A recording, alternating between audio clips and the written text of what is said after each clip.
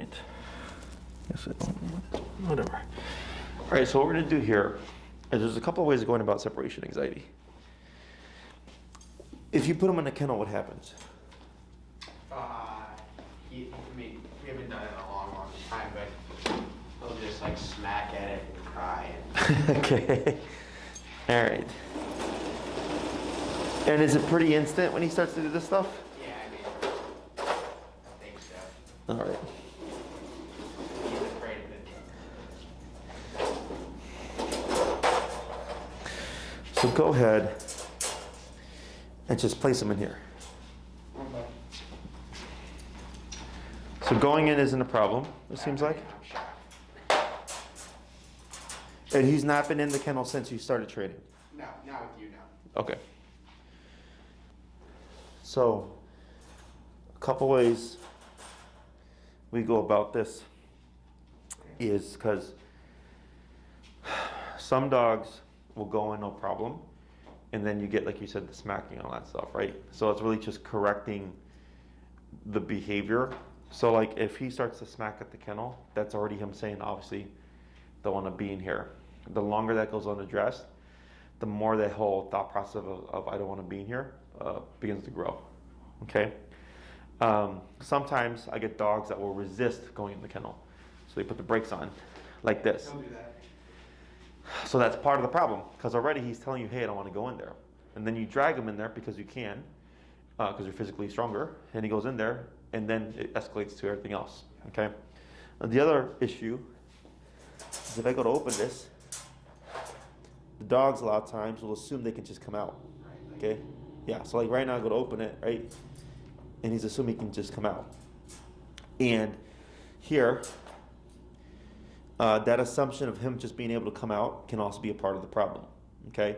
Because he's thinking it's his right to be free, and there is no rights, there are privileges when it comes to dogs, okay? So here, for a human, you know, if you took someone and you threw him in a room with and locked it with no windows and no way out, you're gonna freak out. It's kidnapping. So it's kind of similar for a dog, right? You throw him in here, there's no way out. He's panicking. He's like, I shouldn't be in here. And so we actually have to like remove that thought process, and where it's like, hey, you go in here and you can't come out until I give you permission. Okay, which sounds screwed up, but we're not dealing with a human, we're dealing with a dog. So we're gonna work on a couple of components today to address this, and then you wanna start working at it, okay? So I'm gonna hand this to him to you here. What's your number at currently? I just put it down, but it was at like 25. What's his normal number? 20 to 30. Okay, so let's go down to 15, because anytime we teach anything new, we always do go down low. Okay. And what we're gonna do is that without any words, I'm gonna have you come with Hawk, and you're gonna land about here, okay, about 3 squares away. And with no words or anything, the first thing I'm gonna have you do is start tapping on the bumpy button. Okay, you're gonna start tapping, we're gonna see what Hawk does.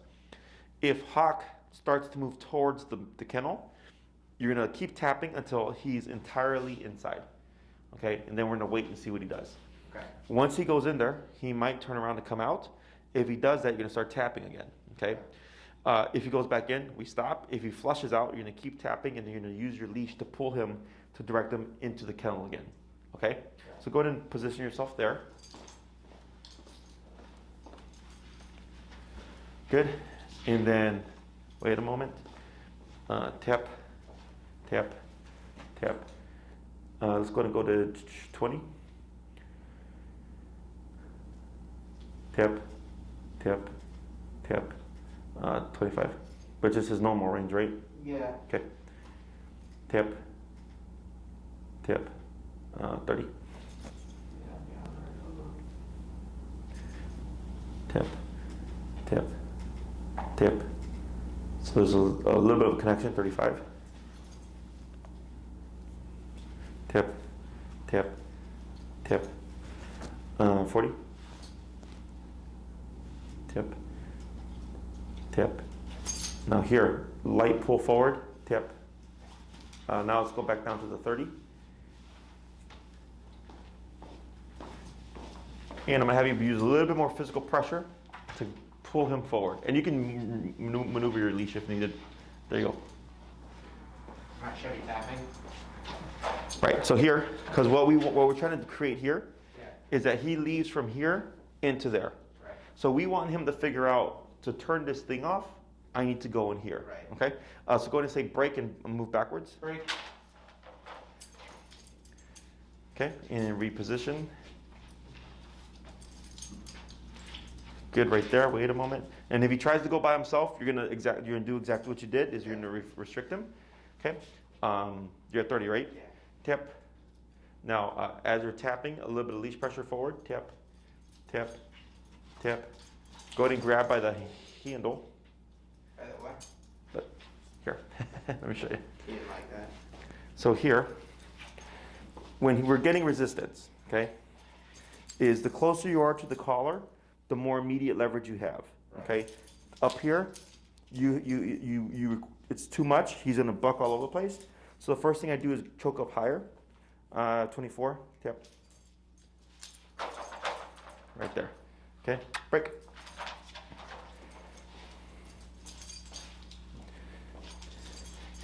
Right. Tip, tip, tip, tip, tip. Good. So that bucking back, this, right, can potentially be, I don't like this, making me go in here. Yeah. Okay. So when what we're doing is we're putting power behind, we're going to put a word to this eventually, but behind the send. Because if he's already saying, hey, I don't want to go in there, and you just push him in there, you're going to get protest. I don't want to be in here. Bark, bark, bark. Why do I mind? Cry, cry, cry. Paw, paw, paw, right? So here, we need him to think he's going in on his own choice. So he doesn't know that this is making him, that we're controlling this, which is ultimately making him go in the kennel. He just thinks if I try to buck or resist the kennel, this kicks in. The moment I go into the kennel, this goes away. So it removes any resistance or any protesty kind of thinking where it's like, okay, well, I put myself here, so what's there to complain about is the whole theory, okay? So like in the video that I sent you guys with the kennel stuff, it's the exact same stuff, right? Is we're going over just teaching the dog to go to the kennel using negative pressure. This is also kind of reverse psychology. Remote goes off, and in the moment he goes in here, remote goes away. Right. So he thinks, oh, this is now a safe place. Okay, so it kind of tricks the brain into thinking that he wants to be in here. Right. So positive reinforcement would be I feed the dog in the kennel, I give the dog water in the kennel, I save certain like treats like, I don't know, like a Kong with peanut butter or whatever, only when the dog's in the kennel, which is all fine. Yeah. Because those all reinforce this is a good place, right? However, in some cases, positive reinforcement alone doesn't work. And the dog goes, hey, sure there's food in here, but I still don't want to be in here. Right. Okay, that's where this comes into play. So you're kind of tricking him into wanting to be in the kennel. Okay. Okay, so I'll do a couple more. Break. So break, of course, means you can come out, but unless I say something, you have to stay in there. 24. Tip. Tip. There. Break. And what you might start to see is he's then going to not want to come out because he's like, I get remote. Yeah, so that's part of the process. Yeah. Right there. Okay, so I'm going to hand this to you. So here, there's this gate here means nothing. Open or closed, if I tell a dog to go in the kennel, they're expected to go in the kennel and stay in the kennel regardless of what the gate is, open or closed, right? That's what we call mental game. So if I send them in there and he's like, hey, if I try to break out, or even with the doors open, they try to walk out, I get remoted. He learns, it doesn't matter if this is open, because I know if I try to get out, escape, collar's gonna go off. Yeah. So the only way for me to avoid that is just to stay within the kennel itself. It's just like why he's in there right now. Correct. Yeah. Okay. So we're gonna do just a couple of what I just did here. You're gonna cue the word break, and you're gonna just reverse out backwards, and then come in and then prevent him from going forward, and tapping first, choking up if needed on the leash, so that if you need to guide him, it's more immediate. Okay. Break.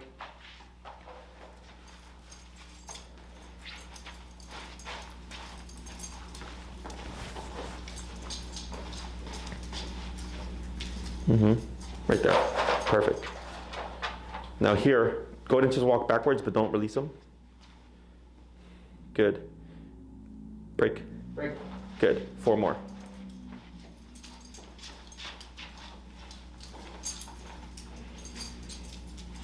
Yeah, I'm barely.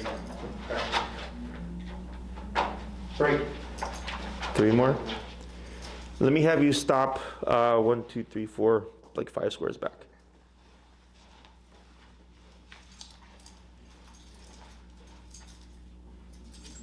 Right? Pull. There you go, right there. Go ahead and back away a little bit. Wait a moment. Now. Break. Good, 2 more.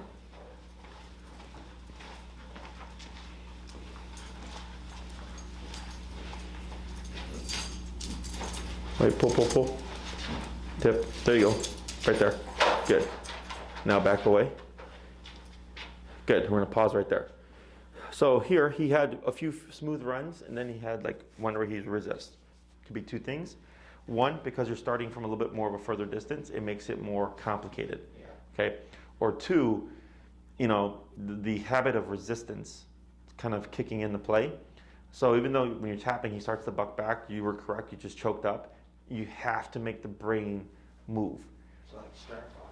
Right, you have to move, make it move and make it complete the task. Because he's going, don't want to go in there.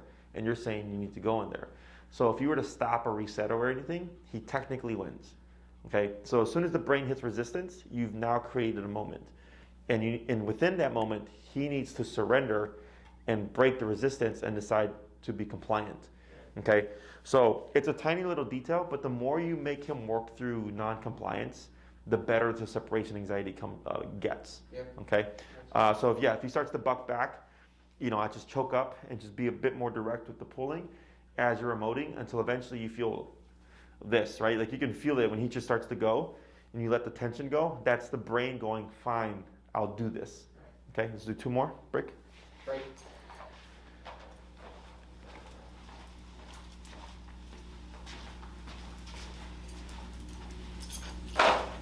Good.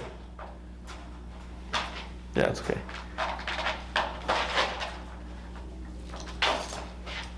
Break.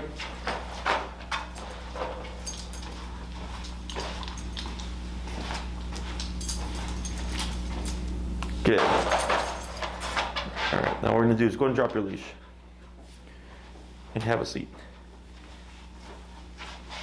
So we're gonna do like just kind of jumping back and forth between things.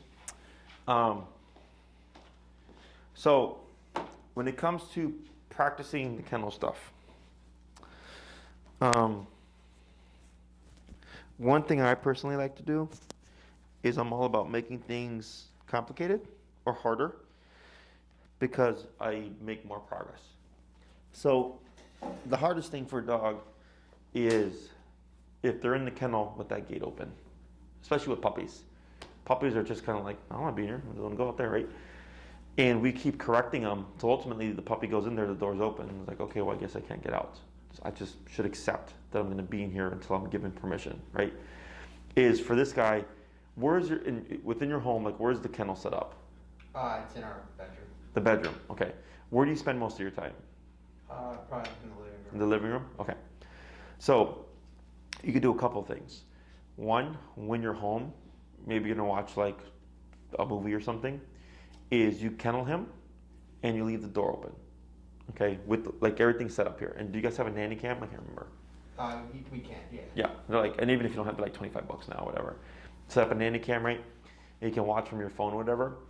And he's in there. You send him to the kennel with the leash dragged out like this. You leave the gate open.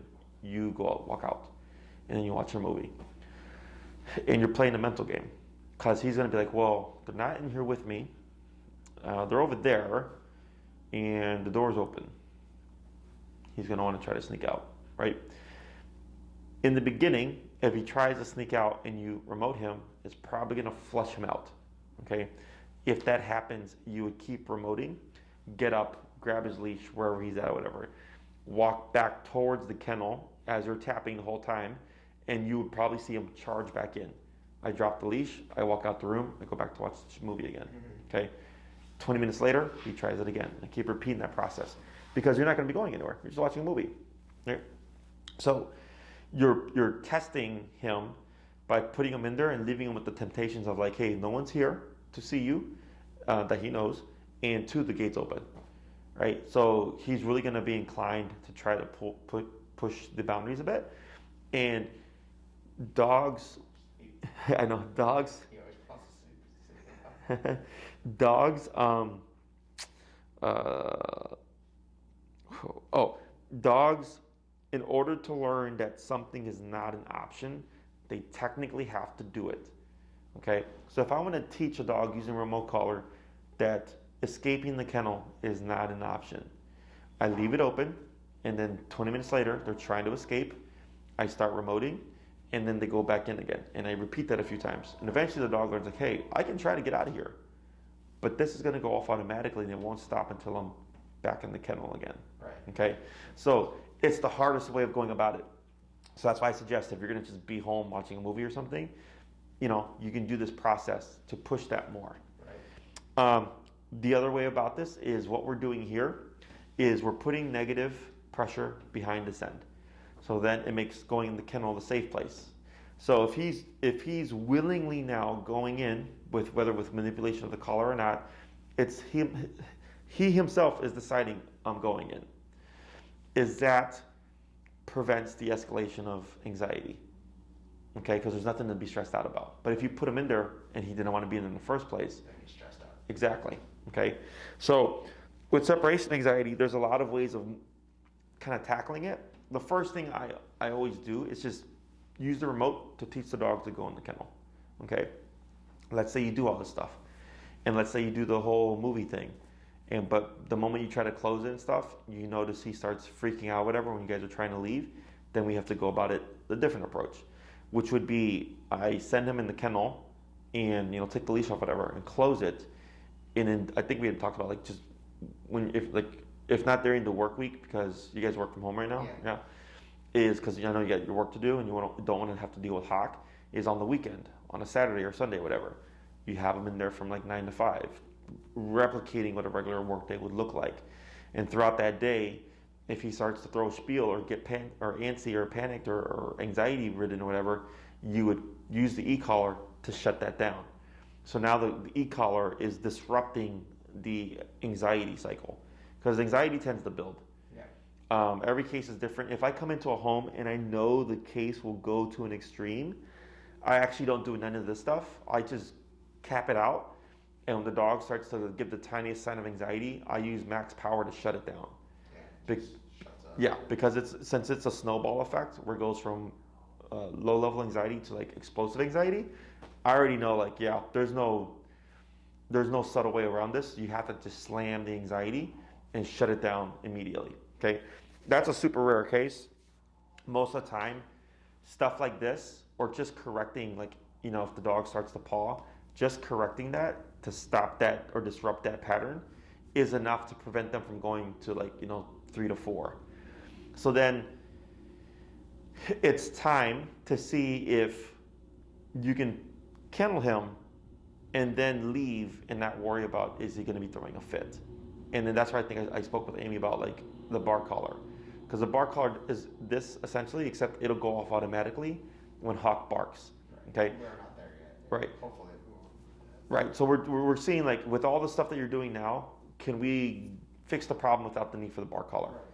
Right. Every case is different. In some cases, yes, like the stuff that we do here fixes the kennel anxiety, we're good. In other cases, the owner uses the bar collar for a few months, and then after a few months they remove it and the dog is fine.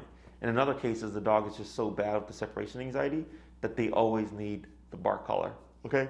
So it's nothing good or bad, it's just every case is different. I don't know how it's going to work out because of the level of anxiety the dog has when someone leaves. Okay? So here, you credited him, we left the door open, and we've been talking for 10 minutes now.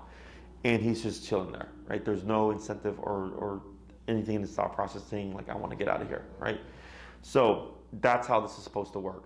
So what we're going to do here is I'm going to have you get up and you're going to grab your leash. Now, we want to assume, because he's been in there for 10 minutes, that when you grab the leash, he's probably going to be impulsive and want to flush out. So when you pick up the leash, if Hawk starts to prematurely come out, you're going to immediately start tapping. And what you should see is he backs back up into the kennel. If the tapping causes Hawk to run out the kennel, you're going to keep tapping and then use the leash to direct them back in with no words. Correct. Okay? But you're going to keep that tapping process going. If I grab him and he doesn't do anything? Nothing. Okay. So Yeah. if I grab me and he, okay. Yeah, if he stays put, we don't do anything, you would wait a moment, and then you're going to cue the brake, and then you're going to move backwards. Wait, what was the first thing again? Because you said if he's just backing up. Oh, sure. So if you go to pick up the leash, Yeah. and he starts to get up, right, to like get out, and you tap him, and he backs away, you're good, right? Because he was thinking about coming forward, but when you remoted him, you essentially said, nope, you can't do that. So if he backs into the kennel, you're Stop good. promoting him. Exactly. Just a break or? Not yet. So go ahead and just pick up your leash. Okay. Now, nothing yet, right? So I'm going to have you walk forward. Good. And then walk backward. Backward again. Good. Okay. So you see how he flinched? Yeah. So that's the brain going, assuming something, but then catching itself and going, oh, this means. He's thinking, I want to go, but if I go, I'm going to get shot. Correct, right? And that's how this process works. So here, when you picked up the leash, there was a couple of movements. That was the brain thinking, like, can I move now? Right. And we want him to wait till he hears the word break. Right. So you picking up the leash means nothing. But to a lot of dogs, when owners pick up the leash, it means you're done, right? So little things like that make a big difference because it gives you something to correct, to just reinforce in his brain, no, that's not an option, okay? So now you're going to go ahead and cue the word break. Break. And then backwards. Get back into it. Yeah, and what's your number at now? 24. Let's go down to 20. Okay, and you're going to circle around, and we're going to repeat that a couple of times, and we're going to start putting a name to this.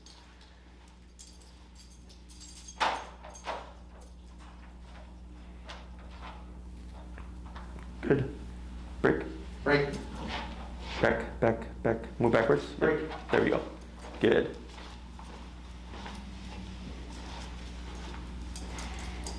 Yeah. So right there, when I saw that tap, I just saw him speed up. Yep. One more.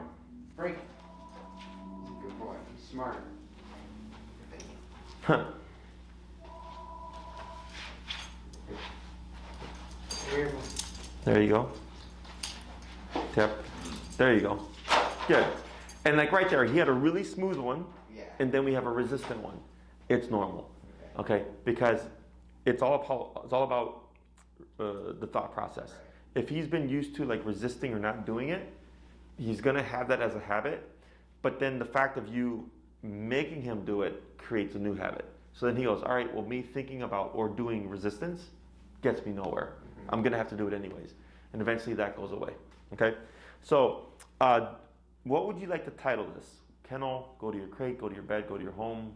Probably go to your crate. Go to your crate? Okay. So what you're gonna do here is you're gonna cue the word break. You're gonna walk up here, you're gonna stop first, okay? So don't let Hawk go by himself. You're gonna stop, you're gonna wait a second or so. After you wait and pause, you're gonna say go to your crate, and then you're gonna start tapping, and you're not gonna move. We're gonna see if just the tapping alone will send Hawk into the crate itself. Okay. Okay? Break. Break. Backwards. Yep. Oh. Let me put the lock on this, just in case he does it again. Okay, I'm gonna say go to your crate this time. There we go. So yeah, so go ahead and back up. Good. And then you're gonna stop right there. You're gonna pause a moment. Hold him back. Yeah, hold him back. Wait a moment. So you see how he's doing all this, right? He's like ready. He's assuming, yeah. Now you're gonna go to your crate. Go to your crate. Tap. Go to your crate. Tap. Right there. So now you're taking this phrase and we're empowering it. Okay. So the reason why I work backwards is, let's say you said go to your crate earlier and Hawk went to his crate. Well, now there's nothing to remote because he did it. And we want to use the remote to teach him to do the behavior first, so that this way when we layer in the word, I am absolutely sure that the remote is what's making the dog go. Right. Okay? Break. Break. Backwards. Yep. Just move forward. Tap. There you go. Then you'll slow down to a stop. Right? Wait a moment. Don't let him. Yeah, just wait a moment. Wait a moment. Wait a minute. Go to your crate. Go to your crate. Good. So the reason for these pauses is because if you walked and said go to your crate, I don't know if it's the momentum of the walk. So we put in a little gap to make it super obvious. Yeah. Okay, we're gonna do 3 more. Break. Yep, there you go, good. Right, good job. Go to your crate. Tap, there you go.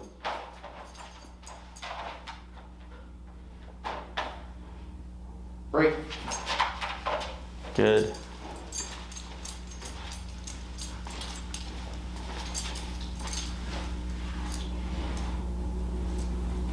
Go to your crate. Good. I didn't even have to tap. That's fine. Yeah. So yeah, if you say the phrase "go to your crate" and he just shoots in there, that's what you're trying to create. It's just the impulsiveness of going in. 2 more. Break.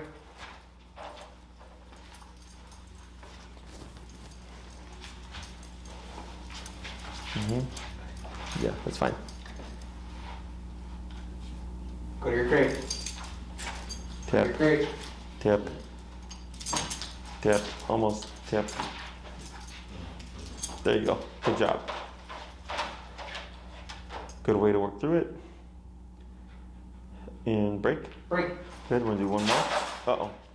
Break, back.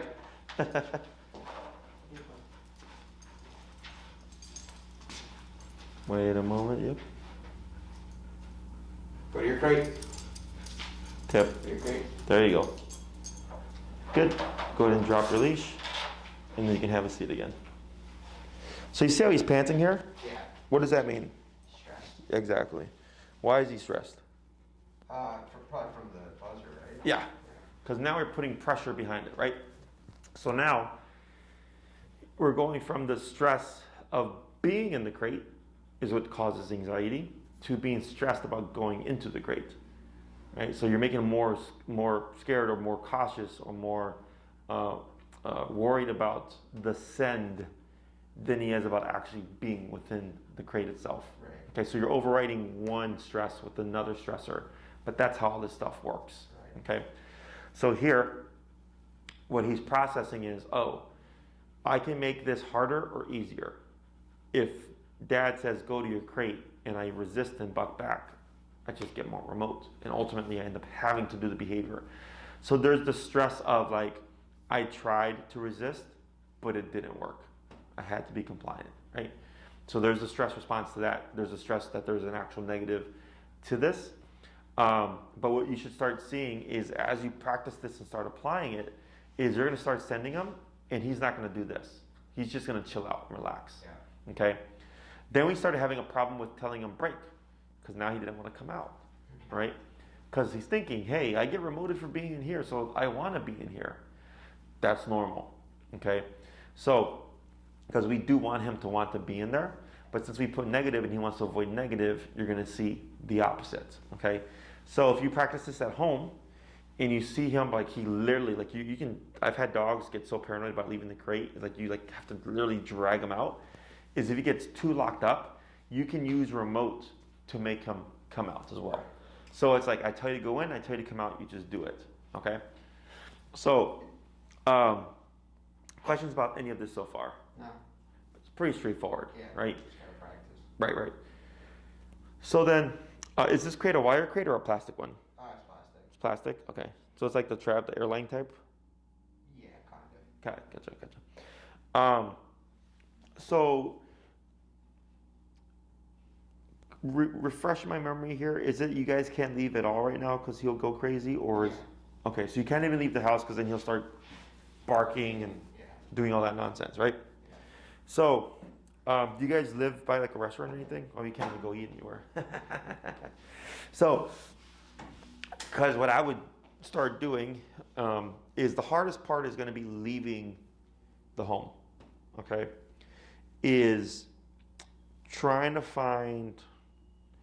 I'm assuming, are you in a high rise or It's like a condo, yeah. a condo? How many levels? Like 3. 3? Oh, okay, cool. Because this will go through the building. Yeah. you just can't go super far. Like it hits a 1 mile range if you're like in a nice open field. But when it comes to the city of Chicago, like you're not going to get the full like range of that, right? And how instant would that separation anxiety be? Is it as soon as you leave, it's just like boom. Yeah, he'll start right away. You'll start right away? Yeah. Gotcha. So then, what I would do is collar him up. There's 2 ways about this. One could be just kennel him and then walk out, and then you have the nanny cam set up, and you do 5 to 10 minutes, whatever. And the moment you start to see the escalation, you just stop the process. If you remote him at like 25 and he like feels it, but then just keeps blowing up or whatever, you have to ramp it up. I would go up in jumps of like 10 to 15. I'm going higher because I want to stop it faster. Because the longer the behavior goes unaddressed, the more willing he's gonna be to do it. Okay. So if, let's say the number to shut down his anxiety is 85, and you start at 15, you go in increments of 3 to 5. It's gonna take you forever to get to 85, right? And I want to get there as quickly as possible. So then if I repeat that a few times, I'm like, man, every time I leave, I got to go to 85 to stop him. Eventually, I just go to 85. I'm not going to even mess with anything lower, so I can stop his anxiety immediately from the moment I leave, okay? And then it's seeing how long will that keep him shut down for, okay? When he starts, like, if you were to, like, assess his level of anxiety, would you say, like, he looks pretty crazy, or do you just see, like looks bothered? Yeah, he's crazy. He's crazy? Yeah. Okay. Because I'm trying to get a feel for how difficult it might be for you guys to do this.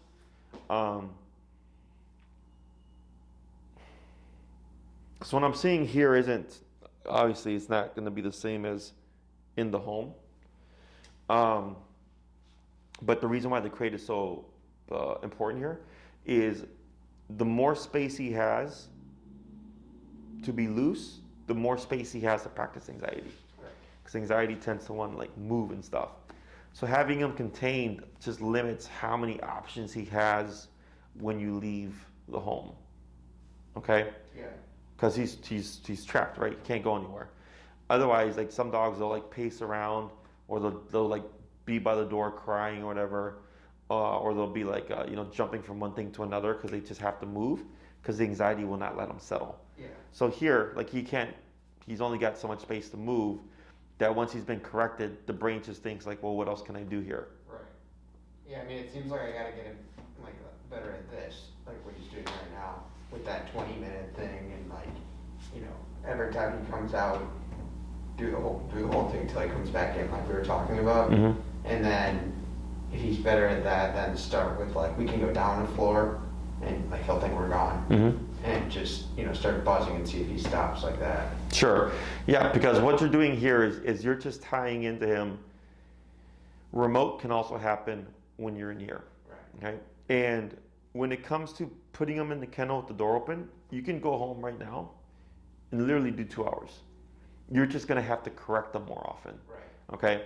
Now let's say you're at 20, and then every 10 minutes he tries to escape the kennel, and you remote him and send him back, and he keeps doing it. What's it tell us?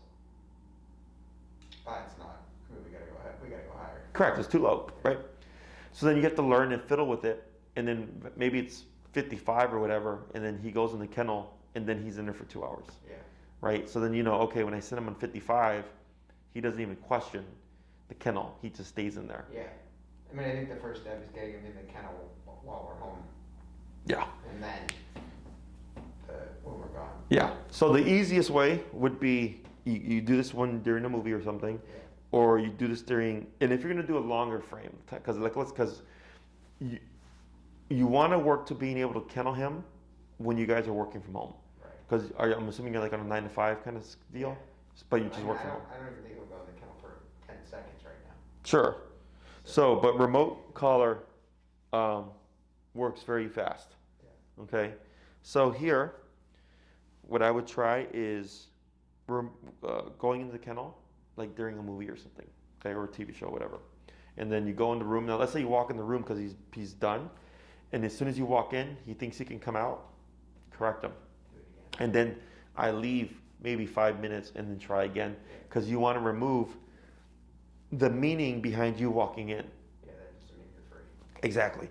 And then maybe during that movie, like as he advances or whatever, when you're watching the show, he's in the kennel. Maybe you come in to like grab something and then walk back out again. So he doesn't tie the rhythm of like, oh, every time you come in here, you're going to let me out, because that will feed into anxiety again. Okay? We're trying to make him not care about anything. You're in there, door open, I walk in and out. You can't move unless I say explicitly break. Okay? So then once you start to remove the meaning behind certain things, like picking up the leash, coming in the room, closing the door, leaving the house and all that stuff, then you get that. Okay? So you can start with that. Let's say it's going really well. It's going pretty quick. You're like, oh wow, he goes in his kennel, no problem. And he'll be in there with the door open for 30 minutes or an hour or whatever. Then I start transitioning to him in the kennel from 9 to 5, Monday through Friday. Okay? And some people have an issue with that because they're like, well, Jesse, I'm home all day. I'm like, I understand that. But the fact that the dog is with you loose from 9 to 5 is what feeds into the anxiety of you can't even leave the house. Okay? So, because I think we had talked about, I don't know, maybe this is someone else, about killing him, closing it, and then just being in another room working. Was that you guys? No? Okay. So that's what you're building to, because that's what's ultimately going to lead to you being able to leave and him not having any issues with it. Okay. Now the only issue with having him kennel from 9 to 5 with a remote collar is that this collar, because of the two probes, you have to rotate it every 2 hours. Okay. Because if you don't, he'll develop pressure sores. So there is a special adapter that you can pick up that's meant for extended wear, where you can put it on, you replace the probes with it, and he can wear it all day, and you're not having to worry about is he going to develop pressure sores. Right. Okay. Otherwise, if you have to go in there every 2 hours, it's perfectly fine. If anything, it makes it harder, because he thinks every time you go in, you're going to let him out, but really you're just opening it to adjust the collar, and then you're going to leave again. Right. Right. And he has to stay in there. So it kind of gets the brain going, but then you have to reset it and go like, nope, you're not going anywhere because we haven't given you permission yet. Okay? And then once you get to the point of being able to crate them from 9 to 5, what we should start seeing is the need to correct them starts to go down. Okay? Because now the attachment now he's starting to learn to be independent, because that's the issue. He hasn't learned to be independent of you guys. So it's like taking a kid on the first day of school, and the parent goes to drop off the kid. Kid's so fit because they're so used to being with the parents 24/7. There's attachment there. So same thing for this guy. If he's used to, or life has been, the norm of life has been, I'm around you 24/7, Monday through Sunday, whatever, and then you try to leave for a couple hours, he's gonna freak out because you're breaking the norm now. Okay? Questions about any of this so far? I don't think so, no. So here we don't say stay. It's implied, right? I tell you go to your crate, you go in there, you don't move. Door open or closed, you don't move. Let's say you get to the point where you can close it. You close it, you leave for 5 minutes, you come back, you can open it. As you're opening it, earlier, I don't know if you saw him kind of moving forward, and I just closed it and he backed away. Instead of doing that, you would just use your remote. Okay, anytime he moves forward, you would remote him to stop the process and teach him, just because I'm opening this doesn't mean I'm going to allow you out, right? And then you correct him and he hangs back, you open it, and instead of saying break, you just walk out the room. Right. And you leave him in there for like another 10 minutes. So you're really just kind of reprogramming him and teaching him, like, look, buddy, just because we open the crate, just because the crate is open, just because I walk in the room or pick up your leash or whatever, does not mean you're going to get to be free. Okay? Questions about that? No. Let me have you go ahead, and then you'll pick up the leash again. We're going to see what he does. Right? Tap, tap, tap. Going to step towards him. Tap. Now take a step back. So here, you saw when you picked up the leash, he started thinking about breaking forward. You were correct. You started tapping, no words, and you saw where he kind of just put the brakes, right? So then, as you're tapping, he backed away, but I wanted more. So then, when you moved into him, we call that confrontational body language. So if two people are getting in an argument, what happens? Get closer. You get closer. right? We're starting to build tension. So here, this is kind of like, if back with like clubs, you have the bouncer in the front, and if the bouncer's in the front blocking the entrance, like you're not getting through, right? And if you try to come through, the bouncer confronts the person and goes, like, you're not coming through. So you're kind of doing the same thing here. So for him, if he's not, I want him to back away. I don't care that he's set. I just want him to back away from the entrance. As you took that simple step forward, started remoting, and his brain can't help but feel confrontation, so he backs away. So earlier, when I said back away but don't say anything, the reason why I was doing that is because the further you are away from Hawk, the less power you have. Okay? So then when you backed away, he's like, oh, Dad's 6 feet from me. I can get out of here. Right? So it tempts the brain or tricks the brain to thinking, oh, now I can move. Right. Okay? Go ahead and come in close, and I'm going to have you close and open this gate here.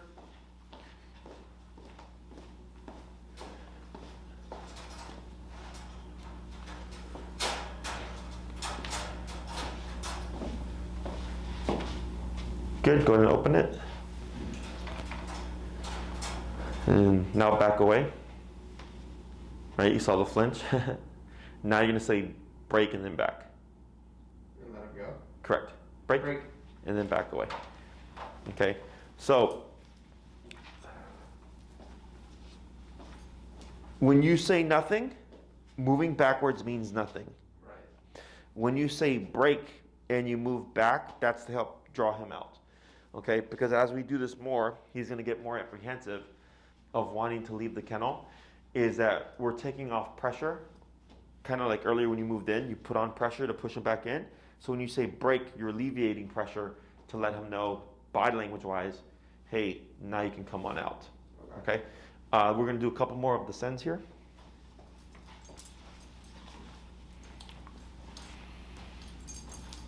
Go to your crate.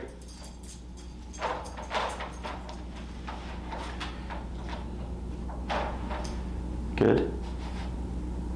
Break.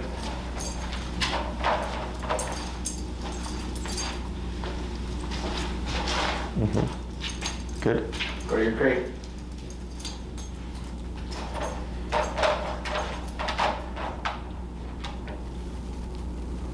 Break.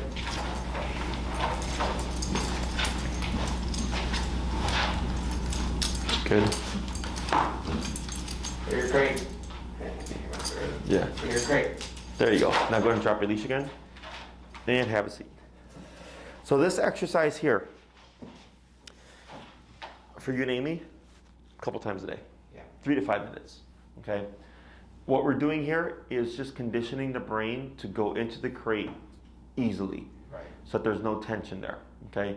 That's its own thing. So that's what we call the send. And then there's the, you're going to be in here for a while. Okay? So you could do like 3 to 5 minutes of this go to your crate break type of thing. And then you could end it on the last one with go to your crate, leave this open, and then go to the living room and watch TV for an hour. Right. And then now you jump from the sending exercise to the now you're going to be in there with the door open for a while exercise. Okay? So, and you can work on both of those things at the same time. You don't have to do this first and then for a couple of weeks and then you try, leaving them in there for a while. You can do this all at once.